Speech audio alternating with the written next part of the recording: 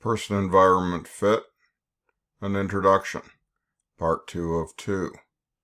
Personality Psychology, Professor Michael Botwin, Department of Psychology, California State University, Fresno.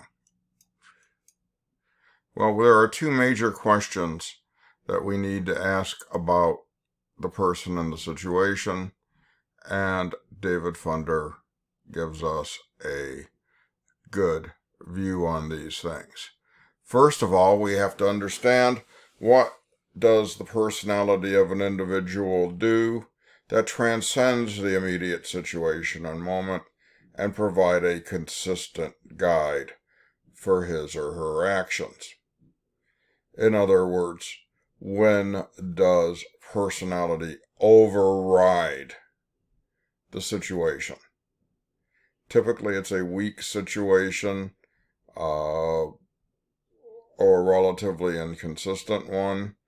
My poster child for personality transcending situations is John Wayne, the old movie actor, who basically played, as John Travolta said in Get Shorty, the same part all the time. John Wayne always was John Wayne, whether he was a cowboy, a soldier, a sailor, a cop, whatever. His persona transcended whatever movie he was in. So he makes a really good example of that. Now, on the other side of the coin, we have to look at what does a person do that is utterly dependent on the situation that they are in. Here is a still picture from the famous Zimbardo prison study, where the prisoners and the guards are stripped of any individuality and given roles to play. And here you see them acting out their roles. The situation is so hard here. It's such an extremely tight situation that individual behavior tends to go by the wayside and people acted as either guards or prisoners. However, if you carefully look at the Zimbardo studies, you'll find that there still were individual differences, which is the thing that fascinates me as a personality psychologist. You have the kind prison guard and the one prisoner who snitched out his colleagues to get favor with the guards. So individual differences still can come into play, even in an extremely strong situation. Let's look at some other characteristics of the environment. Here's a prison cell at the old prison at Alcatraz. The physical space that's occupied plays a large role in how individuals will behave in the environment. And you can tell this is not a very conducive, friendly environment, and most likely caused lots of angst and upset. Temperature and weather are two factors in the environment. Even if you're inside, if a room is too hot or too cold, it affects how people behave. Here are some people digging out from a snowstorm. For those of us that live in sunny California and only look up into the mountains to see snow, we don't have to do this. Growing up in the Detroit area, I've had to do this. I remember having to use a lighter to heat up my car keys, to unlock frozen car locks. When you have to behave in weather far differently than you behave when weather is relatively temperate. You have to always think about extra time. You have to think about the things you need, coats and gloves and hats, and all that kind of things. In Fresno, where I live, it can get extremely hot during the summers, and we tend to hide out when it's 110 rather than run around in the park. So weather, temperature affects our behavior and is part of the environment. Here is a relaxed environment, people just hanging out and getting mellow. Environments can also be tense, which will change how individuals behave. Some environments are very competitive, and others are very cooperative. Some environments are argumentative, others are friendly. Another feature we have to look at when we study the environment are the other individuals in the environment. A different group of people will behave differently in the same environment just due to the mix of the variety of personalities and all kinds of other factors. If a room is extremely crowded with lots of other individuals, that's going to change how people behave. If it's very sparsely populated, that's going to change things as well. As a professor, one of the things I've often noted is that I can teach the same class, the same material, in the same room to two different sections, and because of the mix of students, class can go rather differently. A lot of this also has to do with time of day effects. I know in the early afternoon, students are bonking after working hard all day. In the morning, about 10 o'clock, which is my favorite time to teach, students are kind of up and ready to go. I've taught 8 o'clock classes, and not only am I sleepy, but many of my students are as well. Let's look at the basic elements of the personality and situation model. And these are things we have to remember as we go through and study this issue. First, we have to remember that behavior is a function of a continuous process of multidirectional interaction or feedback between the individual and the situation they encounter. What does this mean? Well, think about sitting through a class. At the beginning of class, you may be excited to be there, see some of your friends, maybe mingle with the instructor a bit.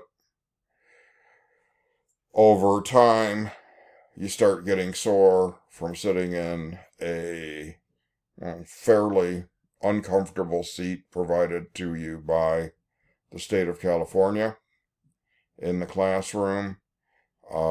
Someone else may be distracting you. There might be part of a lecture that you find more or less interesting. So behavior in a situation is constant and multidirectional. Things change as time goes on.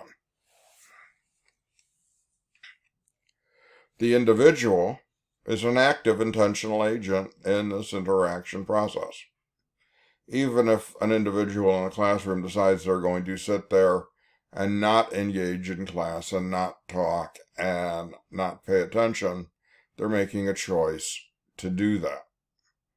So when we're in any given environment, we decide how we're going to behave. That's an active process on the part of each individual. On the situation side, the psychological meaning of the situations for an individual are an important determining factor. If you are taking a class in your major, in your area of specialization in psychology, you're going to be far more tuned into the material because that's what you want to do, rather than if you're taking a class where the material doesn't interest you, but it's required. In psychology, it's fairly easy to say that stats and research methods often are seen by students as classes that are more of impediments to their graduation so that they can go on and help people and do therapy. So they might find those classes and the meaning of those classes more significant than classes in research and design when they don't intend to ever engage in conducting research. On the person side of the interaction, cognitive and motivational factors are essential. How you think of the situation, what motivates you in the situation, drives your behavior. if you're sitting in a college classroom and what you're thinking about is graduating with your bachelor's degree and never ever going to another class in your entire life, never ever again darkening the door of an institution of higher education, you're going to think about the class and how motivated you are to complete that class successfully differently than someone who is aspiring to use their bachelor's degree as a springboard for graduate work. So how motivated you are by the situation, how do you think about the situation? Many students in statistics classes have trouble because they have a negative cognitive mindset about statistics, and they don't think they need to have that knowledge.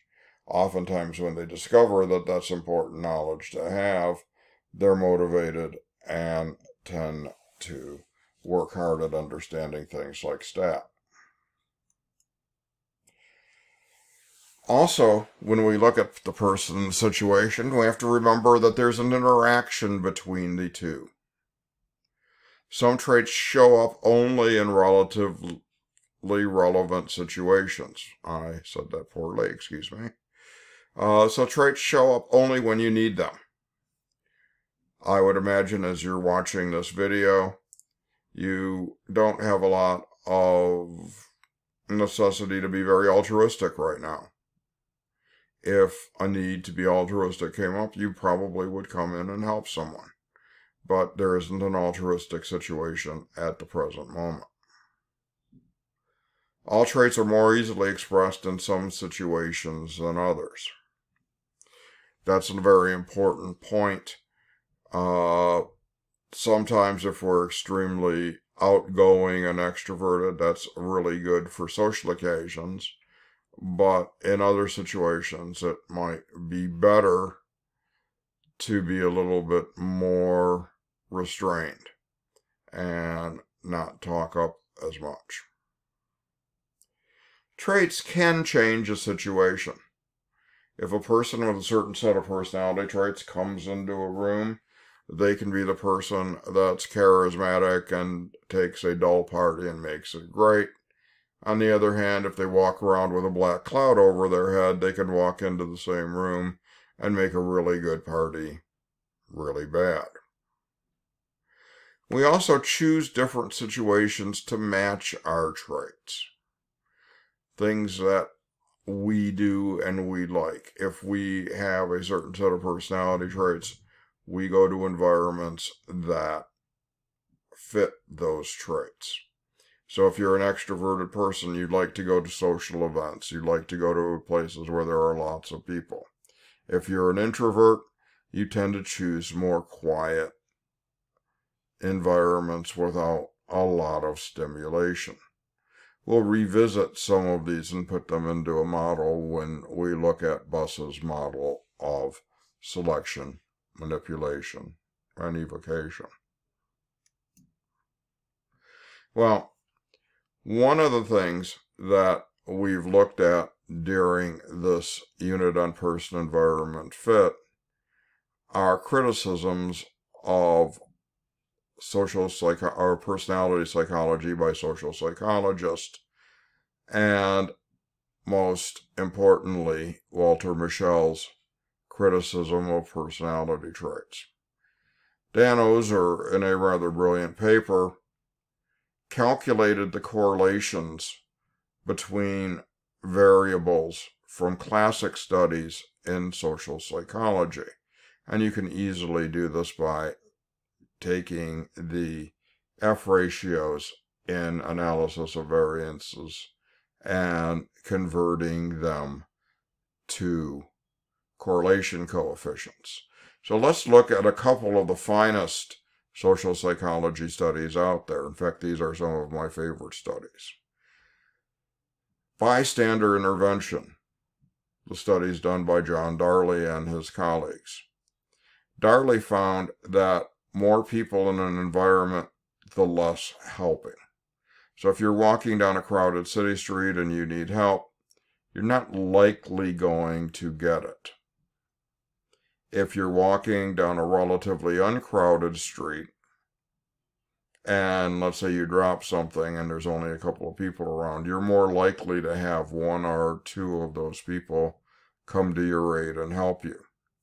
Now, despite this very important finding, the correlation's only negative 0.38. Darlene Latney's Good Samaritan study is one of my favorite social psych studies, period.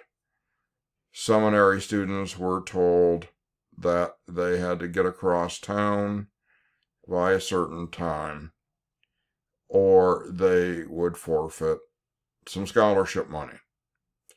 Well, on their way to pick up the scholarship money, there was a confederate of the experimenter on crutches who fell. Even for seminary students, helping was not there when they had a time pressure, when they had to rush to hurry to get the scholarship. They didn't provide as much help.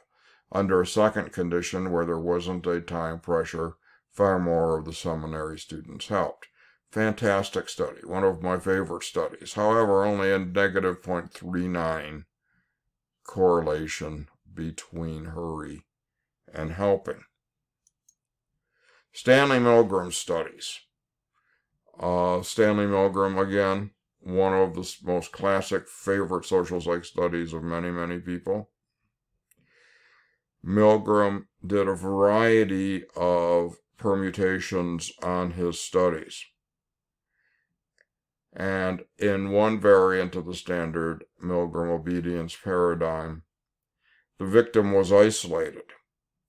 The further the victim was isolated from the target subject, the more individuals tended to shock. So less isolation, less shocking. Experimenter proximity. In the standard paradigm that you see in intro psych movies on Milgram, the experimenter is in the same room, urging the subject to continue participating. When the experimenter was isolated from the subject by putting them in another room, or in the most extreme case, only hearing the experimenter's voice over an intercom, the subject tended not to administer shocks. So you take some of the best social psych studies, and you barely crack 0.4 in terms of the correlations. So Ozer was a major proponent of finding out that social psych studies weren't any better than the personality psychology studies going on, and that Michelle originally criticized.